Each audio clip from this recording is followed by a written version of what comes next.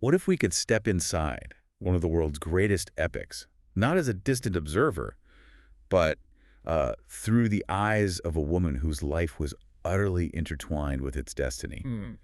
Imagine the Mahabharata as seen by a queen who, well, defied conventions at every single turn. That's exactly the angle, isn't it? Chitra Banerjee Divakaruni gives us that in The Palace of Illusions. It's this powerful reimagining. Right, from Draupadi's perspective. Precisely. Yeah. And we've also got some context from Chitra Banerjee to help us piece it all together. Okay, so our mission today is to really dive into these sources, understand those key moments, the insights from Draupadi's incredible journey. Yeah. We're talking everything.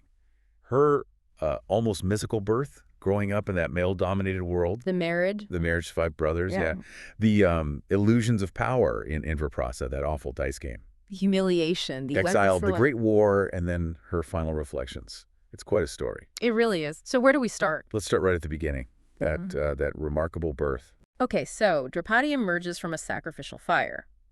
Now, that's not just, a cool origin story. Right. In ancient Indian tradition, fire.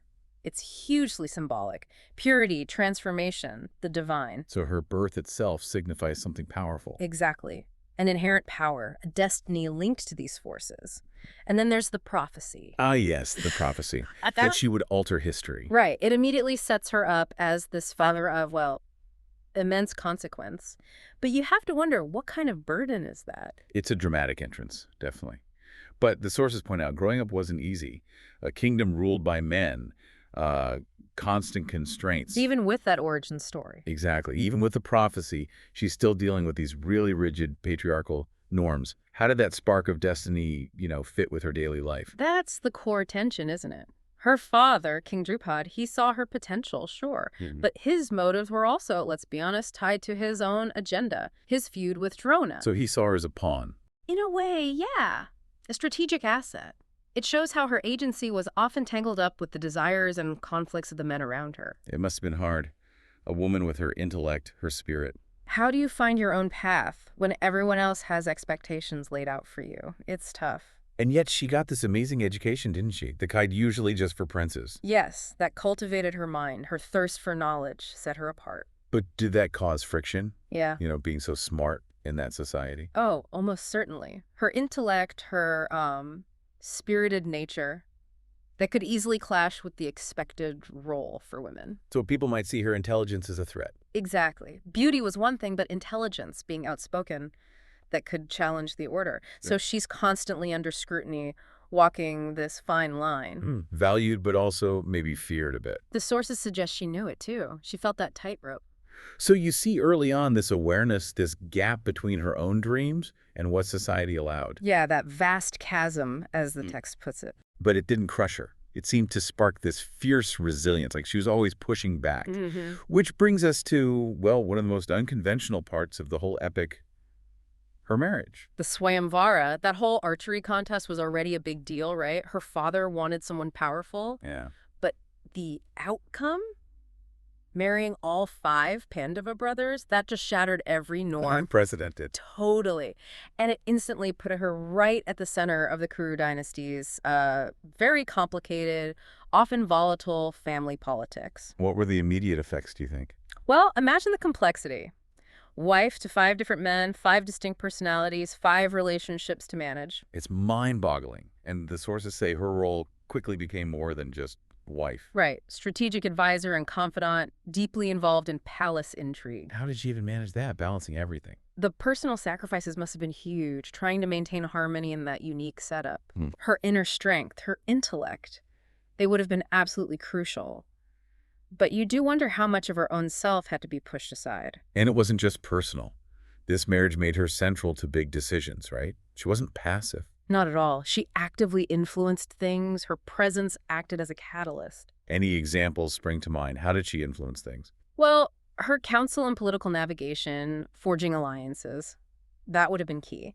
And just the fact of the marriage itself, it gave the Pandavas a unique kind of collective strength. Solidified them as a unit. Exactly. It really wove her destiny into the whole lineage and, the bigger cosmic picture the epic talks about. Okay, so this leads them to their peak, in a way, Indraprastha. Ah, Indraprastha, the Palace of Illusions. Even the name tells you something, doesn't it? It hints at that duality. It's described as stunning, the symbol of their power built by Maya with all these illusions. Dazzling, yeah. But the sources also stress the intricate network of power and deceit lurking underneath. And Draupadi's influence just keeps growing there. Absolutely. Her beauty, wit, intellect, she became indispensable in the administration. The text even says many decisions had her mark on them. Shows her political savvy. Right. She understood politics, human nature, but she embodies this paradox, doesn't she? Powerful queen, but also someone who knows how fragile it all is, how much deception is involved in power. What allowed her to navigate that, do you think?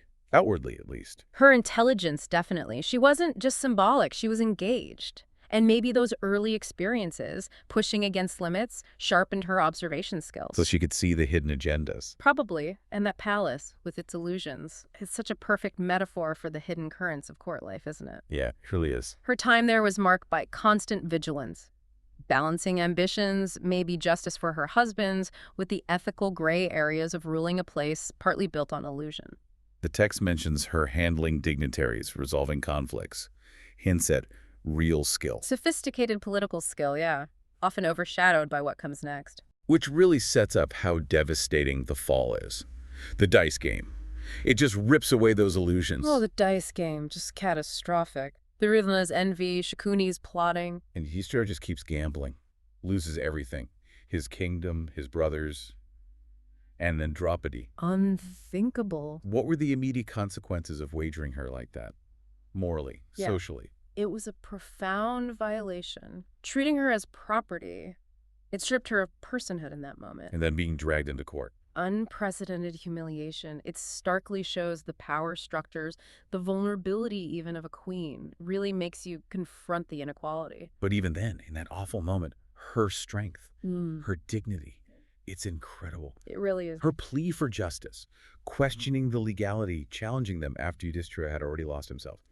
It sends shockwaves. Yeah. She refuses to be silenced. That courage is transformative. She calls out the Kaurava's moral bankruptcy, the elders' complicity, Right. and then Krishna's intervention protecting her, a powerful symbol. Her devotion, maybe divine recognition of the injustice, it cements her moral authority, even as she's being degraded. The fallout from the game is just seismic, huge public shame, yet the sources say she emerges as this symbol of righteousness and resilience. Whose suffering becomes the spark for the Pandavas' revenge, plants the seeds for the Kurukshetra war. How did one event change so much? It shatters any remaining illusions for her. About power, security. She gets this gut-level understanding of fate, how flimsy material power is. Yeah. Her integrity, her intellect, that righteous anger, it turns her into this major fetch of defiance. It galvanizes the Pandavas, reminds them of their duty, the huge wrong done. It's the point of no return, really, pushing them towards the big conflict. And after that horror comes the exile. Yeah. 12 long years, right? Hardship, deprivation. A really tough time, but also, as the sources show, a time of incredible resilience and deep personal growth for everyone involved. What was Draupadi's role in keeping them going? Her spirit. It was like a pillar of strength. Despite the trauma, the harsh conditions, her resolve held. That determination was a crucial anchor for the Pandavas. Kept hope alive. It takes incredible strength to endure that without just collapsing into despair. It really does. And think about her interactions then meeting sages, ordinary people. The sources say these broadened her understanding.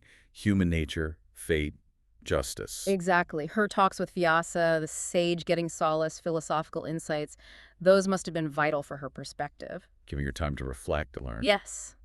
And even in isolation, she's still influencing the group, encouraging unity, reminding them of their duty, their goals. She even helped with practical survival strategies. Showing capabilities beyond the queen role. Definitely. So the exile becomes this intense preparation time, inner and outer. And the bonds between her and the brothers must have deepened through all that shared hardship. Forged in fire, you could say. It strengthened their resolve. And Draupadi herself undergoes this huge inner shift. Yeah, a remarkable transformation. She moves past just wanting immediate revenge. Though you can understand that impulse. Oh, absolutely. But she develops a more nuanced grasp of dharma, of destiny. Her resilience becomes this quiet strength.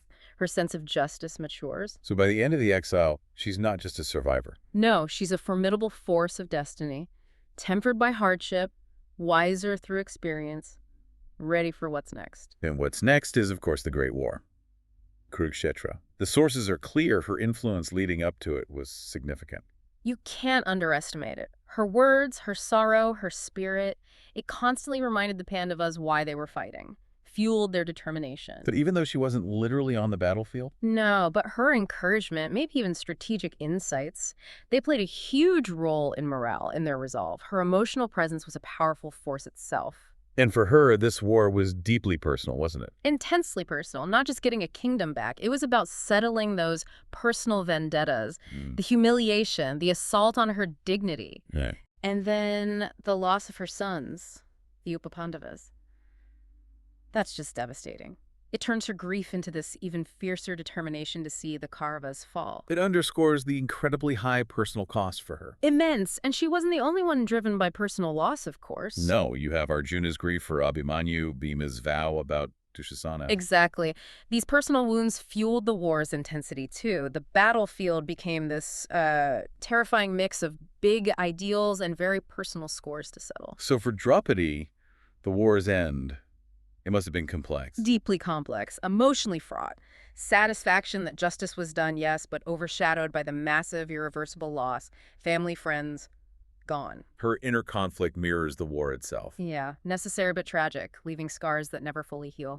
So after the war, the dust settles. She enters this final phase of life. Time for reflection on this, well, extraordinary, often brutal journey. From that fiery birth to where she ended up. What do you think she pondered most? Oh, undoubtedly the prophecy, the weight of it, the unexpected ways it played out, and her marriage. To the five brothers. The complexity of it. The initial shock, the eventual camaraderie, but also the betrayals, the emotional gaps that must have existed. It's poignant, isn't it? Thinking she might have wondered if her inner fire literally came from her birth fire. And her own role in intra-process politics in the war, recognizing how deceptive power was even when she held influence. And the cost of that influence. The terrible personal cost, losing her family, her sons, her emotional landscape scarred. But the reflections show growth too, right? Understanding. Right, yes. Acknowledging her own weaknesses, that thirst for vengeance sometimes, alongside the strength, the wisdom, the fight for dignity. And in her later years, she seems to adopt this broader view, seeing her life as a testament to women navigating a patriarchal world. Her story, though ancient, still hits home today, doesn't it? The quest for respect, equality, resilience. Absolutely. It resonates deeply. Her legacy, as the sources put it, goes way beyond the Mahabharata. It makes us think about destiny, justice, our own roles. And that return to fire, symbolically. It ties it all together, not just the beginning, but the purging, transformative nature of her whole life, leaving this powerful, enduring mark.